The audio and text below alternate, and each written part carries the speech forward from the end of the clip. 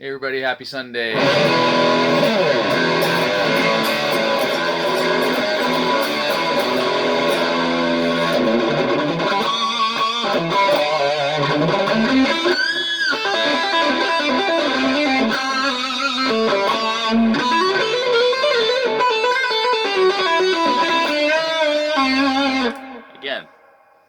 not sure what I'm doing. A little bit more focused last week. But hey, happy Sunday. Quick show because I gotta drive my son home to Toronto in about 10 minutes or so. Anyways, we'll see how we can do with this video. Happy Sunday, guys. Happy birthday week to a few of my double neck friends. Neil Betancourt, Extreme, Lito Ford, Don Felder from the Eagles all love to play the two necks. I'm not sure if Nuno plays a two neck anymore. He's got the Washburn N4. I don't know what he called that one. They might have called it N12. I'm not sure. But also, just I've talked about Extreme before. Extreme's having a great resurgence, which is amazing. I love to see an older band put out a new album and get such response. It's just amazing. Because older bands usually put out new albums like the Stones and bands like that, and try and be relevant, and which is cool, I guess. They want to do something to make themselves still be valid and stuff like that. But Rolling Stones, I mean, they could do anything right now and people would buy tickets, right? I mean, that's just the way it is. But a band like Extreme, still, not as old as the Stones, obviously, had their heyday in late 80s, 90s, and then, puts out a pretty valid album this year.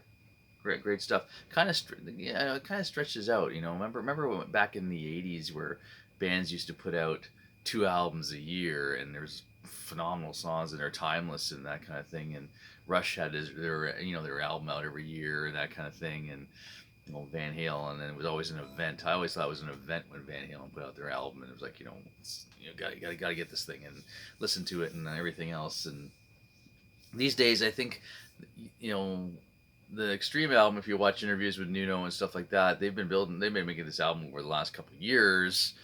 Put out a single, build some buzz, got this, got some videos out, get millions of views on their video. Then the entire album comes out. Then they do a tour. It's like they're really stretching out the time on these things.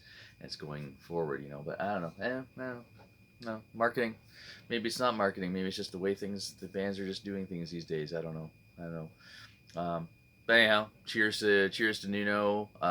When I met Nuno in Portugal in 1986, when I'm playing with Shy Boy, I told this story many times on this show. If you want to hear it again, let me know. But when I met him with our band in the Azores in Portugal, where he's from, he was playing Jackson guitars. But he did have all the finish taken off. He sanded all the finish off. I guess he thought it was more different sound. You know how geeky we are as guitar players with all that kind of stuff. And basically, he was playing Jacksons. And I think when the first album came out, even when you look at the first album, he's got a Charvel something or other that he's on the back cover of the album. But then, of course, approached by Washburn to be an endorsee, and they built him his Ultimate guitar, which he's used for his entire career. I think the original one was retired. He's got another one now. Still can't remember the numbers. N2, N4, I don't know, something like that. He's got the numbers, N whatever on his guitars. But yeah, he was playing with Jacksons back then, which was kind of cool, and yeah, that sort of thing. Just want to talk a minute about all of my warriors out there who are out still. I'm not going to say still, but we're out there playing gigs and trying to make some money and try and just have fun. We're having fun out there playing gigs. Clubs are a little bit more ruthless these days, I think. It's September, and myself personally have had 3 gigs bumped this month. Last night was one of them at a club in the Hamilton area. who will remain nameless. Only because we want to go back there and play there. But yeah, we on a Thursday morning, I think we got a message that, oh, we booked a private party and they're bringing their own band. Kind of sucked because we don't have a lot of places to play in our town, so that place was close by, so we had a lot of people coming. It was also an it's restaurant type place, so they had no age restrictions. So I had some younger people coming, like they were coming with their parents, students, and come and see the band play. A lot of people I didn't even know from the My West End of Toronto clan were coming, and I don't know. I've been venting on this for days. If you know me and have been talking to me, I've been venting on this for days. I think bars are looking for the best way to make a ton of money in a short period of time on a night. Their Fridays and Saturday nights are very. Well, I'm gonna say those are the savored nights. They have to beat everybody else in their area with that night and pull people in. And I understand running a small business, as I do too. You gotta do whatever you can to get the money in, and those are their prime nights. There's no real. You might play a Thursday somewhere these days, and there's no front end anymore. Monday to Wednesday, unless I guess you're an album act or you're a huge draw that you can draw people on Monday and Wednesday. No one's really going out because they can't afford it. But yeah, I think they're gonna bump you. We got bumped. Jacob got bumped at another club that we play regularly because they wanted to put a bigger ticketed act in, and we got bumped. Nicely though, that club offered us within minutes of me messaging them, offered us another date. We also got bumped earlier this month about another issue from another place we played. But that's 3 in a month, and if you're out there playing in your band, you got to really be aggressive booking your gigs these days. Like Bridge on Fire is already booking into. We already have January, February dates booked, and it's September, and that's wild, But I think that's the way it is these days. They have to be really, aggressive. The bars have to be really aggressive and have the weekends all booked up, and make them the event to get the people in, and to survive. I get it.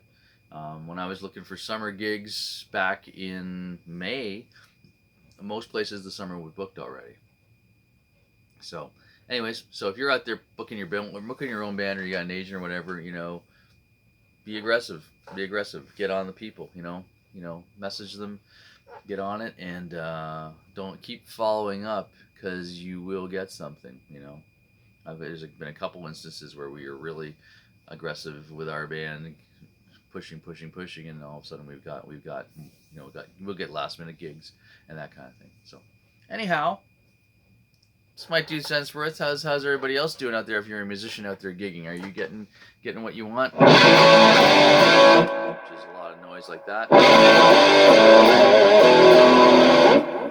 And how about people telling you to turn down at bars? You're hiring a rock band. Live with it, enjoy it. The days of, oh, we can't hear ourselves talking while you're playing. Well, who did you come to see? Sade? It's like, it's not, if you see a band pulling in with a big drum kit, some half decent size amps and electric guitars, it's probably going to be loud. Anyhow. My thoughts, anyways. Anyways, get out there. September is almost over. Come see Jacob and I at the Block in Burlington on Friday night, September 29th. It's going to be a great show.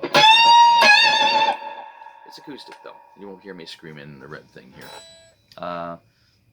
Looking forward to playing with Jacob. We're both looking forward to it. We haven't played since, I don't know, Paris Fair a few weeks ago, which wasn't really a gig, and then we played, I guess it was a Block again, or Taps or something like that in late August. So we're up for a gig.